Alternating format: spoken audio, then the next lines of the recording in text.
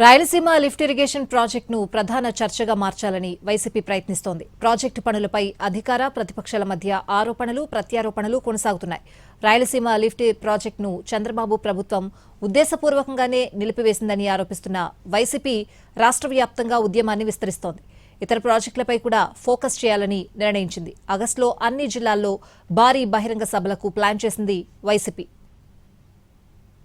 తన విజ్ఞప్తి మేరకు Chandrababu Rayalaseema lift irrigation project పనులు నిలిపివేశారన్న తెలంగాణ సీఎం రేవంత్ రెడ్డి వ్యాఖ్యలు ఏపీలో వైసీపీకి ఆయుధంగా మారాయి.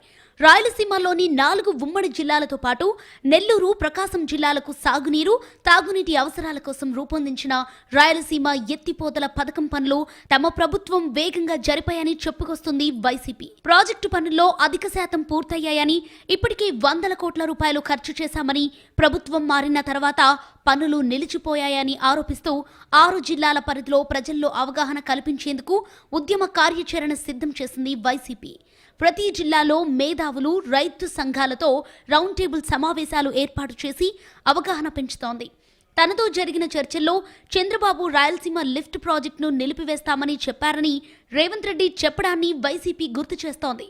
ప్రాజెక్టు నిలిచిపోవటానికి రాజకీయ ఒప్పందమే కారణమని వైసీపీ ఆరోపిస్తోంది. రాయలసీమ ఎత్తిపోతల పథకం పూర్తయితే శ్రీశైలం జలాలను ఎత్తిపోసి రాయలసీమతో పాటు ప్రకాశం, నెల్లూరు జిల్లాలకు కూడా నీరు అందించవచ్చని వైసీపీ వాదిస్తోంది.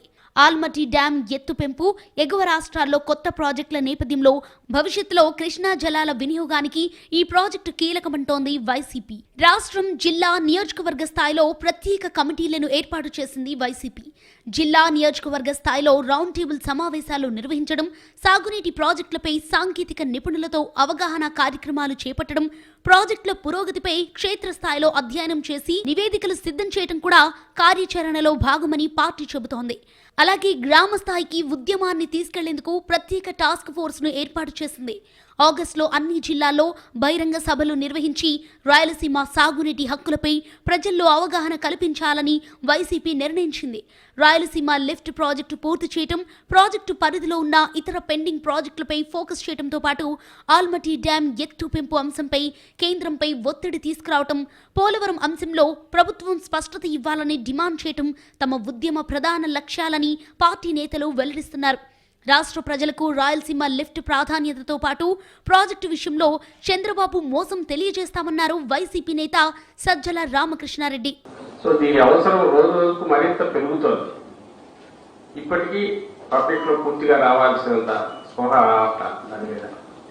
సో దీని మీద మనం ఇమ్మీడియట్ గా ఈ టాస్క్ ఫోర్స్ ఏదైతే ఉందో దీనిలో ఏ జిల్లాకి ఆ జిల్లా, ఇప్పుడు ఓవరాల్ గా ఆ ప్రాంతంలో కానీ మన ప్రాంతం ఇక్కడ రాయలసీమ, గ్రేటర్ రాయలసీమ ఏరియా దీని గురించి ఇప్పటి వరకు జరుగుతున్న సభలు, సదస్సులు వారికి తోడుగా ఒక నిరంతరం ఇది ఒక యాక్టివిటీ నెక్స్ట్ 3-4 నెలలకు ఒక కార్యాచరణ అనుకుంటే అక్కడకు గ్రామ స్థాయి వరకు కూడా డిస్కస్ చేయలేరు. రాయలసీమ ఎత్తిపోతల పథకం ఇప్పుడు కేవలం సాగునీటి ప్రాజెక్టు అంశంగానే కాకుండా రాజకీయంగానూ ప్రాధాన్యం సంతరించుకుంది. ప్రాజెక్టు నిలిచిపోవడానికి కారణాలపై అధికార ప్రతిపక్షాలు భిన్న వాదనలు వినిపిస్తున్నాయి. ఓవైపు వైసీపీ రాష్ట్ర వ్యాప్తంగా ఉద్యమానికి సిద్ధమవుతుండగా ఈ అంశంపై ప్రభుత్వం ఎలాంటి తదుపరి చర్యలు తీసుకుంటుందన్నది ఆసక్తికరంగా మారింది.